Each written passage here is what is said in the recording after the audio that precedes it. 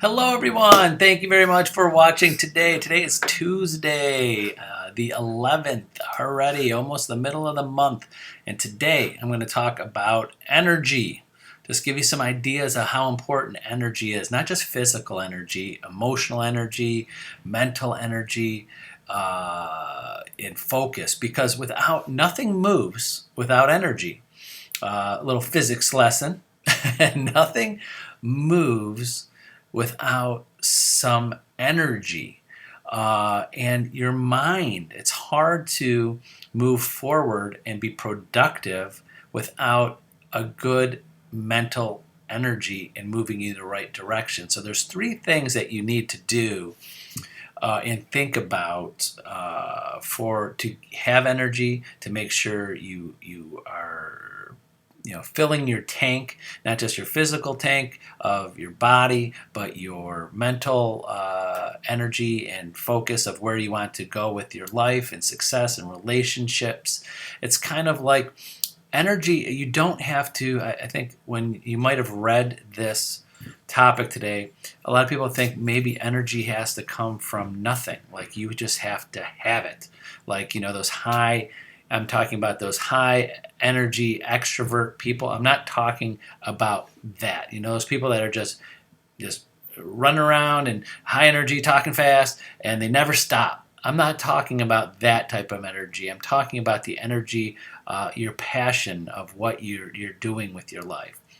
So, number one thing is that you have to, and again, there's three things that I have in my notes that I've learned over time, is that one, you've got to learn, or you have to recharge. You have to motivational speakers, classes in real estate, success seminars, going to classes, seeing what people have done that succeeded and that interests you, especially the realtors out there. If there's many, like I've said many videos before, there's success story after success story, and motivational speakers and coaches. They'll tell you story after story to get you motivated that you can do it too. I compare it to, how do you feel? Anybody out there with their religion, if they go to church or temple or anything else in your personal religion, how do you feel after you go to church or go to temple, or after you pray, or after just in a spiritual level? How do you feel? We all do it, and I think one of the number one reasons we do it, not because it gives us pain and we don't like to do it. We're doing it because it makes us feel better. It gives us a renewed energy for our faith, for our spirit, for our belief system. That's why we do. We get recharged. Does that make sense? How do you feel every week when after you go to church? You feel a recharging of your belief system, of your faith, of yourself. So you got to figure out a way to do the same for your self-help, your personal growth, your business, your real estate, your relationships. And there's many other avenues that you could do. Classes, programs you could take, YouTube videos.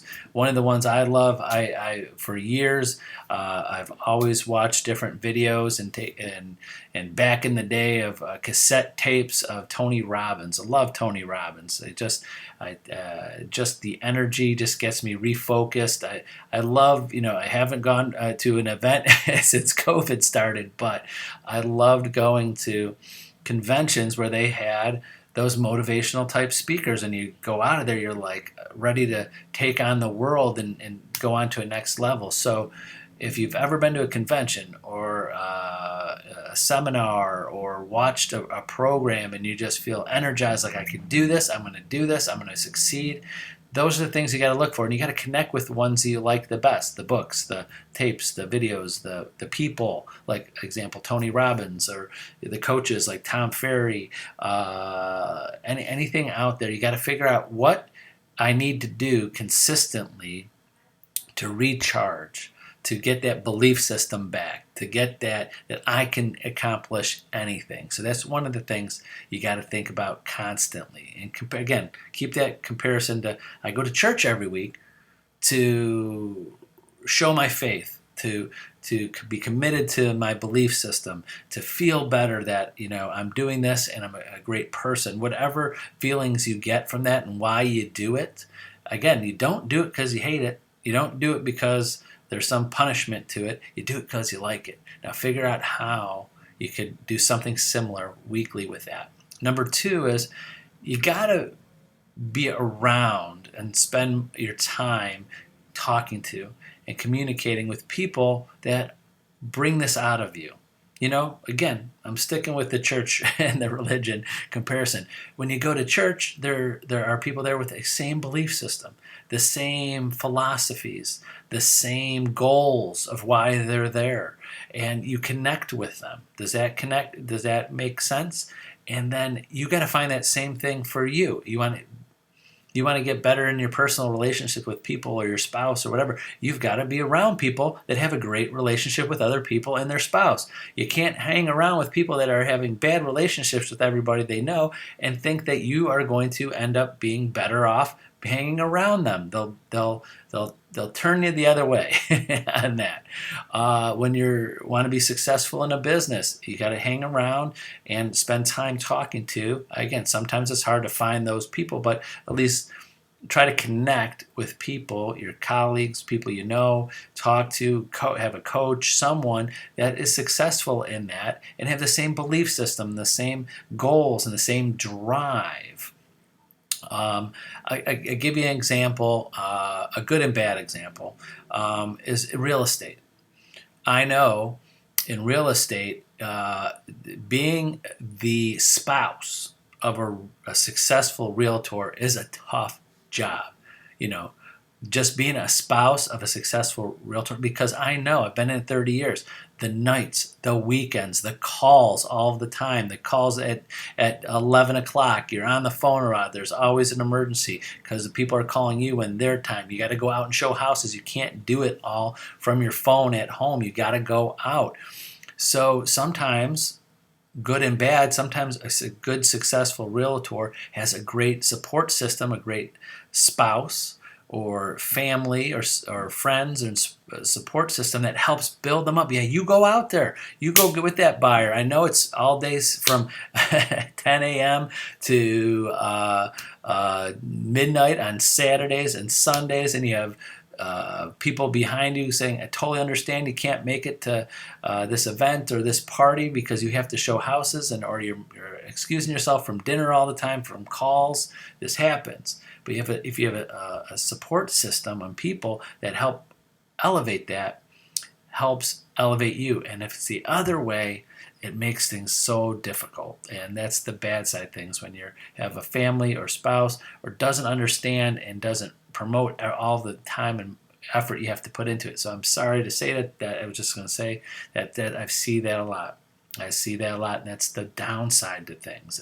But that happens to any successful person that just doesn't have the same people on the same page. But I'll give you a shining light to that, a silver line to that, is that you can turn people around and explain. When you show them your passion, your vision, your reason why you want to be successful, and the positives that will come out of it, and work with your family, friends, spouse to show them how passionate you are about something, they sometimes turn around and go, if you're that passionate about it and you want to be that successful, and here's the positive things that are going to come from the success, the financial freedom, the money, and someday, like, hey, I'm going to work hard now, but I'm going to someday build a team, and then I'm going to delegate where I'll have buyer's agents so I don't have to go show houses every night until midnight every day, and I'm going to hire an assistant someday. I'm going to get to a certain level, and they could take these calls throughout the day, so I don't have to be on the phone all night long returning phone calls. So there could be a plan of success and to get those people to be on your team, your tribe, on your same goal path. If that sounds, if that makes sense. So that's number 2. Number 3. and last is that you have to find your passion. Every successful person in any business is passionate about their business. It might not be their number one thing that they want to do. That's not what I'm trying to explain. It's that your passion, selling real estate and being a realtor and being a successful realtor, does not have to be your best thing. I don't expect anybody out there to say, if I won the lottery tomorrow, I'm going to still be a realtor. I'm not asking for you to do that. I'm saying that you got to find your passion. Like, I know there's successful agents out there that love real estate, but they love spending time with family and friends. They love vacationing, they like traveling, they love paying for their kids' college, they love other things, but it's a means to an end. But you have to have passion. When things get you, when you're passionate about something, it brings you energy. So back to, or stepping back to the people, when you're around people that have the same views and goals and want to push you up, gives you energy. So it gives you energy. So first example, second example, third example, when you have passion for something, you have energy. And how to get passion for something is have some level of success. Example, like compare if you ever wanted to lose weight and be healthy, if you all of a sudden start feeling better, and you see the scale go down a little bit from your efforts, you try to work harder. How many times, I've done it myself. All of a sudden you get on the scale and the scale's higher than where you were and you were trying, you feel deflated, and then the energy level goes down, you want to quit more. So in real estate and success in business, you have to have some wins. You have to have a sale. You have to make enough phone calls to get a new buyer, a seller. That's the number one reason why agents stop prospecting, because they get to a level like, I made so many calls, I've been doing this for so long, I haven't gotten enough buyers or sellers or listings, and then they stop. But if you knew that if you got on the phone today and made 50 phone calls, that you were going to get 3 new buyers and 1 new listing, you do it every day. It's like, all I have to do is call 50 people, and I know by the end of the day I'm going to have 3 new buyers and 1 new listing. You do it all of the time. So the point I'm making is, it gives you an energy level. I was like, yeah, I got a new client. Or there's a one that closed.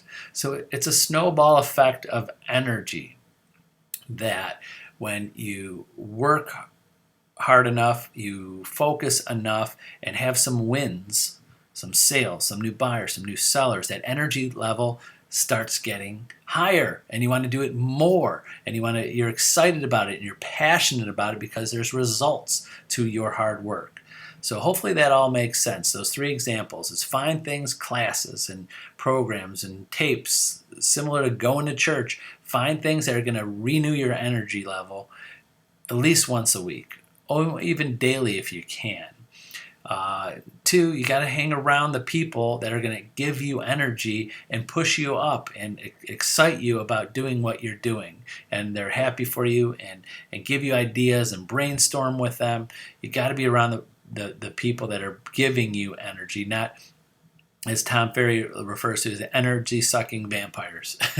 So if you have conversations with certain people and people around you, at the end of that conversation you feel deflated and tired, and like, where did that conversation go? Those are energy-sucking vampires. So you got to be very careful of those people. Even though you might love them, they might be your family, your close friends, but limit your time to those people, because it affects your mental energy. And then 3, you find your passion, get some wins, get some buyers, get some sellers, get some wins, and that will renew your energy to do it, and do it even more, and do it with more passion and more excitement and more energy as time goes on.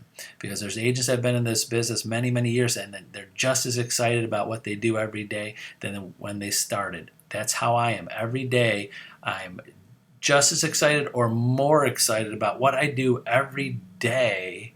I guess the only time, just a little personal, into my personal life, the only days I feel deflated in doing what I do every day, if I don't help someone. and it's rare that I don't. There's always, with almost 500 agents, I'm on the phone I could be on the phone all day long every day, but I have to adjust my day and pick out the most important things and most important situations to help with. But when I help people all day long, even good or bad, by the end of the day, if I'm on the phone all day long helping, it's a new energy. I can't wait till tomorrow to help more people. If I go a whole day like the phone's not ringing as much, or just a few people, I'm like, what's going on? Not as many people need me, and I feel a little less, a little deflated. Not not all the way, but the more I work, the more I do, the more I help, gives me the energy to do more the next day. And that's how I think it would work for you too. Anything you do. Anything you do, when you have wins and you get successful at it, and you prosper from your work, you're gonna get more energy. So hopefully that you take some of that, think about it, and remember, use me as a resource. If you want to go over some of this in this video or any other video, call me, text me, email me. We'll set some time aside and help you with what you need. So that's it for today. Have a great Tuesday, and we'll see you tomorrow, Wednesday. Bye-bye.